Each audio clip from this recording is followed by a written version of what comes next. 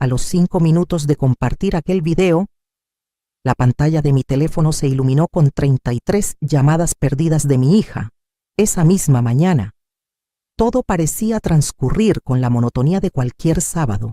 Conducía hacia el supermercado, disfrutando del silencio en mi auto, cuando mi teléfono vibró en el asiento del copiloto. Aprovechando la luz roja del semáforo, miré la pantalla.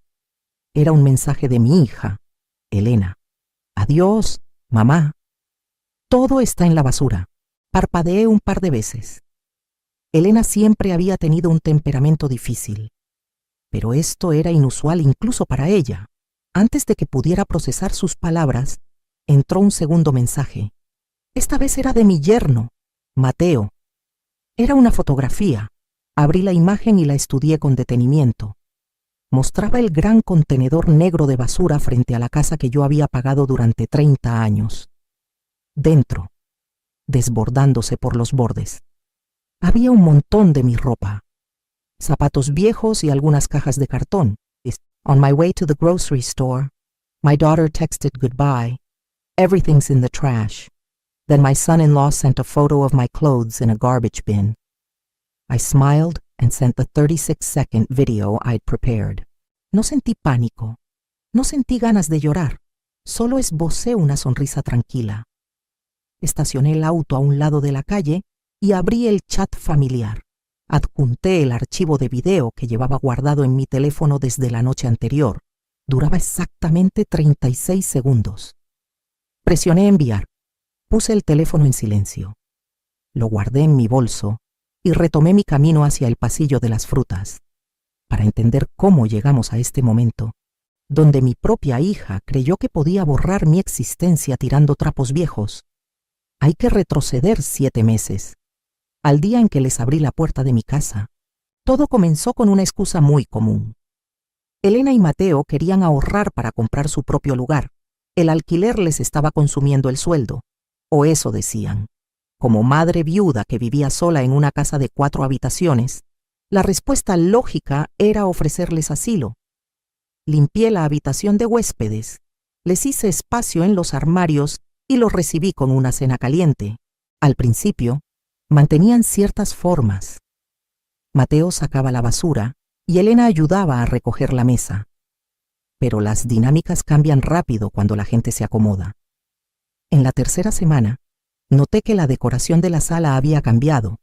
Mis fotografías familiares, las que incluían a mi difunto esposo, estaban guardadas en un cajón, en su lugar. Había jarrones modernos y revistas de Mateo.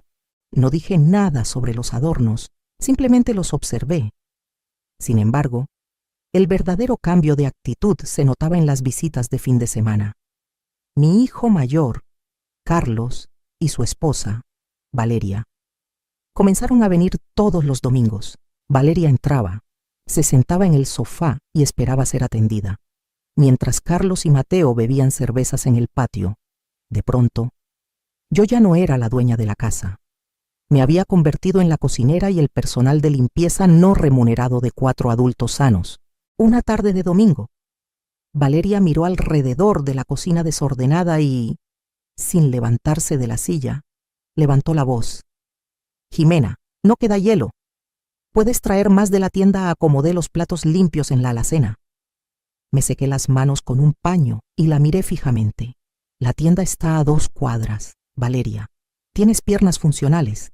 Yo he terminado por hoy». Apagué la luz de la cocina y me retiré a mi habitación. Fue el primer límite que tracé, y por los murmullos indignados que escuché a través de la puerta, supe que la guerra silenciosa acababa de empezar. Si hay algo que revela el verdadero carácter de las personas, es el dinero. Durante los primeros 2 meses, asumí los gastos de alimentación. Pensé que era una forma de ayudar a Elena y Mateo a ahorrar más rápido, pero pronto. La lista de compras que Elena dejaba en la encimera empezó a incluir cortes de carne premium, vinos importados y productos orgánicos carísimos que yo jamás consumía. Un martes, revisé mis recibos del banco. Mi gasto mensual en comida se había triplicado. Tomé una decisión inmediata. Fui a una tienda de electrodomésticos y compré un refrigerador pequeño con cerradura. Lo instalé en un rincón de mi habitación. Esa misma tarde, fui al supermercado y compré solo lo que yo necesitaba para la semana: verduras frescas, pollo, mi marca de café y algo de fruta. Lo guardé todo en mi cuarto. A la mañana siguiente, Elena abrió el gran refrigerador de la cocina y resopló con fuerza. Mamá gritó desde el pasillo: «No hay leche de almendras, ni huevos, ni los jamones que le gustan a Mateo. ¿No fuiste a comprar?» Salí de mi habitación, ya vestida para salir a caminar, cerrando mi puerta con llave. «Sí, fui a comprar mis cosas», respondí tranquilamente. «Ustedes dos trabajan a tiempo completo. A partir de hoy, cada quien se encarga de su alimentación». Mateo asomó la cabeza desde el baño, frunciendo el ceño. «Pero la idea de vivir aquí era ahorrar, Jimena». «Ahorran no pagando alquiler», le aclaré ajustando mi bufanda, no adoptándome como su cajero automático. «Que tengan un buen día». Salí por la puerta principal escuchando el sonido de armarios cerrándose de golpe. No hubo grandes discusiones ni lágrimas. Simplemente cerré el grifo financiero. El cambio en la comida enfureció a Elena. Pero en lugar de buscar su propio lugar, decidieron apropiarse del que ya tenían. Como ya no les pagaba los lujos, intentaron cobrarse en comodidad una noche. Mientras yo leía en la sala, Mateo se paró frente al televisor apagado con una cinta métrica. «¿Qué haces?», pregunté sin apartar la vista del libro. «Tomando medidas», respondió Elena. «Entrando con un cuaderno. Estábamos pensando que tu habitación, la principal, es demasiado grande solo para ti. Tiene baño propio y un ventanal enorme. Mateo y yo necesitamos ese espacio para armar una oficina. Deberías mudarte al cuarto del fondo». Cerré el libro lentamente. La audacia de la petición era fascinante. La habitación principal es mía. Allí duermo y allí me quedo. «Mamá, sé razonable», intervino Elena, cruzándose de brazos. «Ese cuarto está desperdiciado en ti. Nosotros somos dos. Necesitamos expandirnos». Me puse de pie. Tomé mi libro y mis anteojos. Esta casa no es un hotel en expansión. Si necesitan más espacio, hay muchos apartamentos en alquiler en el centro. Mi habitación no está a discusión. Desde esa noche, el ambiente se volvió pesado. Empezaron a dejar sus zapatos tirados frente a mi puerta. Subían el volumen del televisor hasta altas horas de la madrugada y dejaban los platos sucios apilados en el fregadero durante días, esperando que yo cediera por puro cansancio. No lo hice. Empecé a usar tapones para los oídos. Compraba mi comida hecha y dejaba su desorden exactamente donde lo abandonaban. No iba a convertirme en un fantasma en mi propio hogar, pero tampoco iba a desgastarme peleando con adultos inmaduros. Necesitaba una solución más definitiva. Me di cuenta de que la situación no mejoraría. Elena no veía mi casa como un refugio temporal. La veía como su herencia anticipada. Carlos y Valeria también alimentaban esa idea. Visitando menos, pero siempre apoyando a Elena en sus quejas sobre lo difícil que yo era, decidí que no iba a pasar mis últimos años sintiéndome una extraña en mi propia propiedad.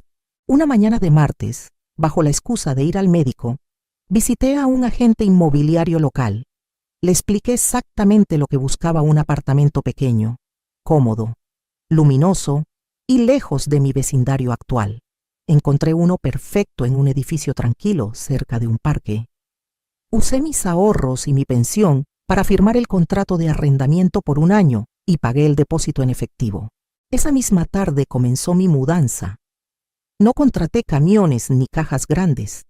Cada vez que salía a hacer compras, llevaba en el auto 2 o 3 bolsas ecológicas del supermercado. Dentro, no llevaba envases vacíos, sino mis joyas, mis documentos importantes, las fotografías de mi esposo y mis libros favoritos. En casa, dejé mis armarios llenos con la ropa más gastada, aquella que ya pensaba donar.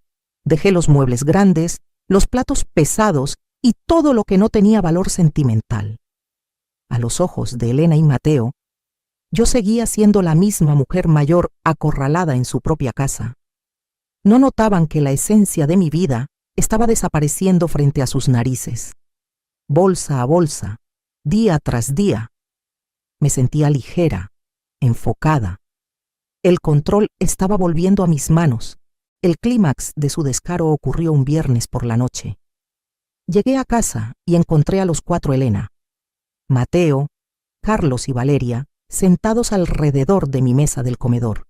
Habían comprado pizza, pero curiosamente no había ningún plato extra para mí. Mamá, siéntate. Tenemos que hablar, dijo Carlos, usando ese tono condescendiente que reserva para las malas noticias. Me apoyé en el marco de la puerta, sin intención de tomar asiento. Te escucho. Elena tomó la palabra, deslizando un folleto colorido sobre la mesa de madera. Hemos estado hablando entre todos. Esta casa es demasiado grande para ti. Mamá, los gastos, el mantenimiento, todo. Hemos encontrado un complejo residencial para adultos mayores hermoso. Tienen actividades, enfermeras, y nosotros nos quedaríamos aquí para mantener la propiedad en la familia, añadió Mateo rápidamente. Carlos y Valeria vendrían los fines de semana. Todos ganamos. Solo tendrías que darnos un poder sobre las cuentas para gestionar los pagos básicos. Miré el folleto. Miré a Carlos, que evitaba mi mirada, y a Valeria, que revisaba sus uñas. Finalmente miré a Elena, mi hija, que me observaba esperando que cediera, como si mi vida fuera un mueble viejo que necesitaban reubicar. No grité. No les reproché su avaricia, ni les hablé del dolor que me causaba su desprecio. La ira es un lujo que te nubla el pensamiento. Tomé el folleto. Lo doblé por la mitad y lo guardé en el bolsillo de mi suéter. Es una propuesta interesante, respondí con tono neutral. Lo pensaré este fin de semana. Buenas noches. Me di la vuelta y fui a mi habitación. A través de la puerta, los escuché celebrar en voz baja. Creían que habían ganado. No sabían que mi plan ya estaba completo. El lunes por la mañana, esperé a escuchar el sonido del auto de Mateo alejándose por la entrada y el portazo de Elena al salir hacia su oficina. Una vez que la casa quedó en absoluto silencio, preparé una taza de café negro. Me senté en la mesa de la cocina y abrí una libreta de tapas azules. Era el día de cortar los hilos. Y lo iba a hacer con una precisión metódica. No necesitaba intermediarios ni discusiones agotadoras. Solo necesitaba mi teléfono y mi sentido común. Durante semanas había estado anotando cada centavo que salía de mi cuenta para mantener el estilo de vida de los 2 adultos que vivían bajo mi techo. La suma era reveladora. Primero, llamé a la compañía eléctrica, luego a la del agua y finalmente a la del gas. Como propietaria, tenía el derecho de desvincular mi nombre y mi tarjeta de crédito de los pagos automáticos. Al explicar que Elena y Mateo eran residentes legales allí, recibían correspondencia del banco y del seguro en esa dirección, transferí la responsabilidad de facturación a sus nombres, alegando un simple cambio en la administración del hogar. Las operadoras hicieron los cambios sin hacer demasiadas preguntas. Luego, abrí mi computadora portátil y entré a mi banca en línea. Cancelé el pago automático del impuesto a la propiedad, del seguro de la vivienda y de la cuota mensual de mantenimiento de la urbanización. Si ellos querían actuar como los dueños de una propiedad de 4 habitaciones, iban a tener que experimentar el peso real de lo que costaba mantenerla en pie. Por último, marqué el número de la compañía de televisión por cable e internet de alta velocidad. Elena y Mateo amaban sus paquetes de canales deportivos y las plataformas de películas premium que yo llevaba casi un año pagando religiosamente, mientras me limitaba a leer en mi habitación. Sí, señorita, quiero cancelar el servicio por completo a partir de hoy, a la medianoche. Le confirmé a la operadora con voz serena. ¿Desea transferir el servicio a otra dirección, señora Castro? No, es una cancelación definitiva. Gracias. Anoté cada número de confirmación, uno por uno, en las líneas de mi libreta azul. Taché los nombres de los servicios con un bolígrafo rojo. El proceso me tomó menos de 2 horas. La casa seguía siendo legalmente mía, pero el oxígeno financiero que la mantenía cómoda acababa de ser cerrado. Guardé la libreta en mi bolso. Lavé mi taza de café y respiré hondo. Sentí cómo un nudo que llevaba meses en mi estómago empezaba a deshacerse. Todo estaba listo para el fin de semana. El sábado por la mañana, la atmósfera en la casa era extrañamente pacífica, casi festiva para ellos. Me levanté temprano. Guardé mi cepillo de dientes, mi taza favorita y un par de libros en mi bolso de mano. Era el único equipaje visible que me quedaba. El resto de mis pertenencias importantes ya descansaba en los armarios de mi nuevo apartamento. Cuando salí al pasillo, Elena estaba apoyada en la encimera de la cocina bebiendo un batido, revisando su teléfono con una sonrisa satisfecha. Mateo terminaba un tazón de cereal en la mesa del comedor. Habían asumido que mi silencio respecto al folleto del asilo de ancianos significaba un sí resignado. Me veían como a una mujer derrotada. Me puse un abrigo ligero y me ajusté la bufanda. ¿Vas a salir?, mamá preguntó Elena, apenas levantando la vista de la pantalla brillante de su celular. Sí, tengo varias cosas que hacer hoy en la ciudad. Quizá tarde un poco, respondí, ajustando la correa de mi bolso sobre el hombro.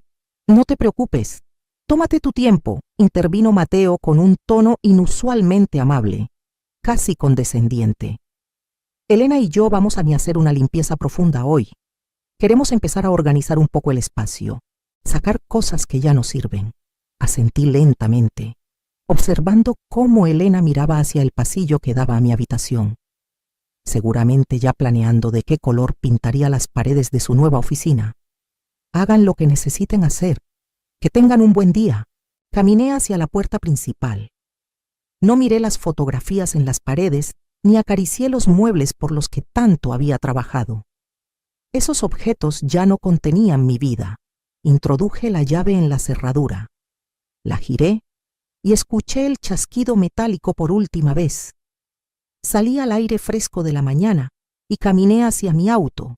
Arranqué el motor y me alejé por la calle arbolada donde mi hija había aprendido a andar en bicicleta. Al llegar al semáforo de la esquina, miré la fachada de la casa a través del espejo retrovisor. Esperé sentir alguna punzada de nostalgia o tristeza, pero lo único que llenó mi pecho fue un inmenso y puro alivio. Conduje primero a mi nuevo apartamento. Dejé mi bolso en la mesa de la entrada. Abrí las ventanas para dejar entrar la brisa y disfruté del aroma a limpio y a pintura fresca. Era un espacio pequeño, silencioso y, sobre todo, estaba bajo mis propias reglas.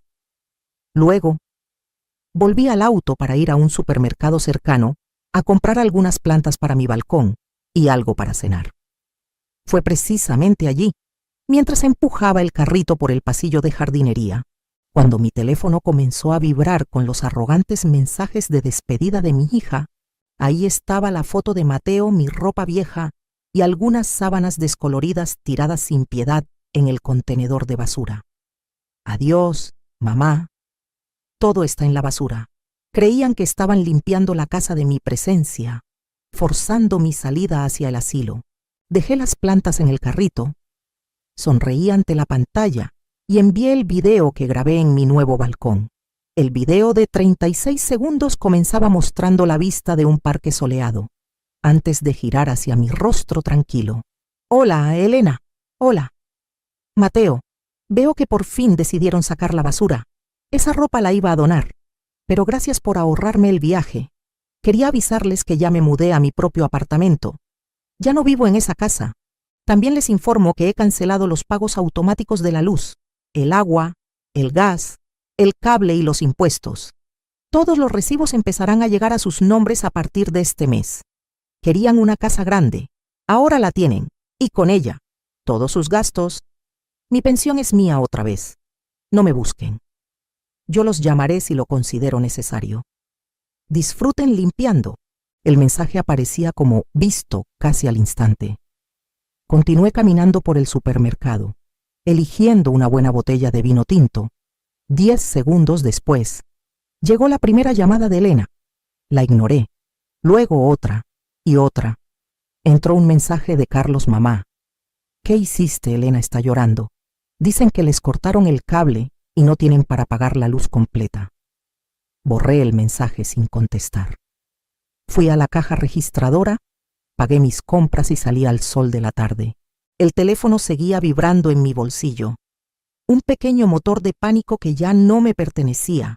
Esa noche, el contador de mi teléfono marcaba 52 llamadas perdidas entre Elena, Mateo, Carlos y Valeria. Los mensajes de texto pasaron de la arrogancia a la furia y finalmente a la desesperación. Mateo suplicaba que volviera a domiciliar el pago de la electricidad. Elena me acusaba de ser una mala madre por abandonarlos a su suerte. Apagué las notificaciones de todos ellos. No los bloqueé. Quería que sus mensajes quedaran como un recordatorio silencioso de por qué tomé esta decisión. Pero no iba a permitir que su ruido arruinara mi noche. Me serví una copa de vino, encendí una lámpara de luz cálida y me senté en el pequeño pero cómodo sillón de mi nuevo salón. No había ropa tirada, no había platos sucios en el fregadero, ni voces exigiendo favores. Sé que eventualmente tendré que decidir qué hacer con la propiedad a largo plazo. Tal vez venderla. Tal vez dejar que se ahoguen en facturas hasta que se vayan por su propio pie. Pero esa era una preocupación para el futuro. Por ahora, había recuperado algo mucho más valioso que los ladrillos de una casa: mi dignidad y mi tranquilidad. Tomé un sorbo de vino, cerré los ojos y escuché el maravilloso sonido del silencio. A veces, la mejor manera de ganar una guerra no es peleando, sino simplemente recogiendo tus cosas y dejando que los demás se hundan en el peso de su propia avaricia.